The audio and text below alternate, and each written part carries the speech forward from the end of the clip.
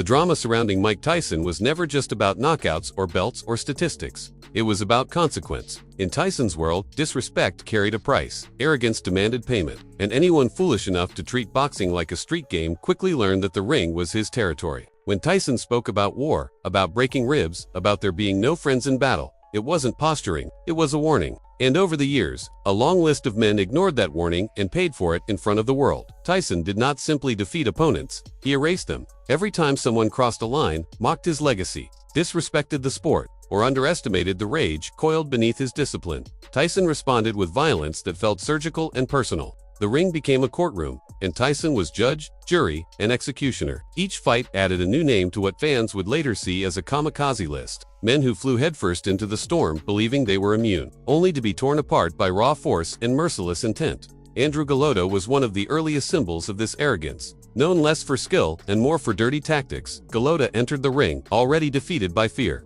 Before a punch was thrown, his body language betrayed him. Tyson sensed it immediately. When the bell rang, the fight wasn't tactical. It was predatory. Tyson stalked him, cutting the ring, unloading power with every step forward. Golota absorbed punishment that stripped away his confidence, punch by punch, until the bell became his only refuge. When he quit fleeing the ring, as objects rained down from the crowd, his legacy was sealed. Not as a warrior, but as a cautionary tale. Larry Holmes represented something far deeper. This wasn't just another opponent. This was history. Pride and vengeance intertwined. As a teenager, Tyson had watched his hero Muhammad Ali fall at the hands of Holmes. Helpless, diminished, and broken. That image burned into him. Years later, when Tyson finally stood across from Holmes, it wasn't about rankings. It was about settling a debt that time had carried forward. Holmes' dismissive attitude only fueled the fire. Once the fight began, Tyson didn't rush. He dismantled. Every combination felt deliberate. Every knockdown inevitable. Holmes got up because champions always do, but each rise only delayed the inevitable. When the final blow landed, it was more than a knockout. It was closure. Donovan Ruddock brought power and bravado into the early 90s, believing his strength could match Tyson's ferocity. He tested Tyson early, landing shots that might have rattled lesser men. But Tyson responded the only way he knew how. Pressure, volume, relentless punishment. What Ruddock thought were moments of control turned into invitations for destruction. Tyson wore him down, broke his rhythm, and forced the referee to intervene. The message was clear. Power alone meant nothing without dominance of spirit.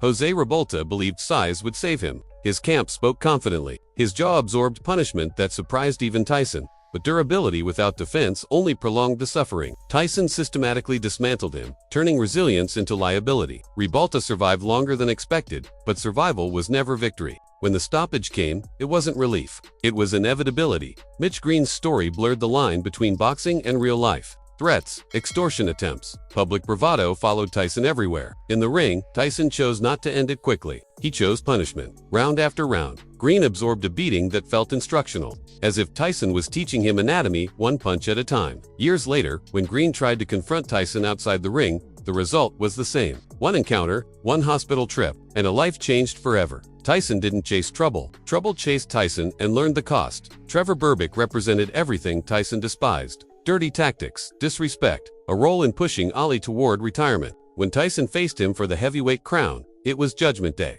Berbick mocked him early, tried to show toughness, tried to stand tall. Tyson responded with combinations so violent they seemed to collapse space itself. Berbick fell, got up, fell again, legs betraying him as his body lost its connection to reality. When the fight ended, Tyson was the youngest heavyweight champion in history, and Berbick became another lesson written into boxing lore.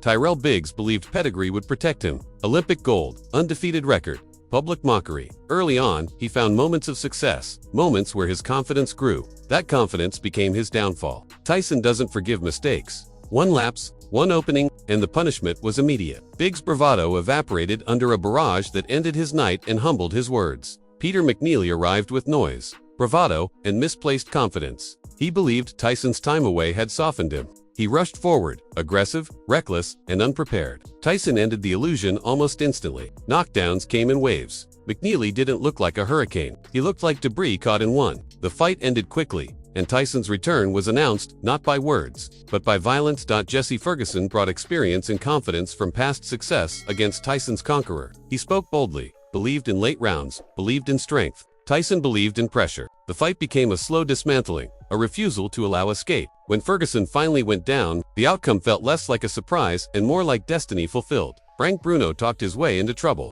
Strength, size, insults, promises of dominance. Tyson ignored the words and answered with fists. From the opening moments, Bruno realized he was trapped. He clinched, he held, he tried to survive. Tyson ended it cleanly, sending Bruno into unconsciousness and reminding the world why words should be chosen carefully. Kari Williams had history with Tyson. Years earlier, he had dominated a young Tyson in sparring. He carried that memory proudly. Tyson carried it like a debt. When they met years later, it took one punch. One left hook erased years of confidence and turned a memory into a nightmare. Williams fell instantly, never to rise. The message was final. Francois Botha tried to win dirty, holding, fouling, frustrating. When that failed, he struck after the bell, crossing a line that Tyson never tolerated. The response was immediate and devastating. One punch ended the night, restoring order through force.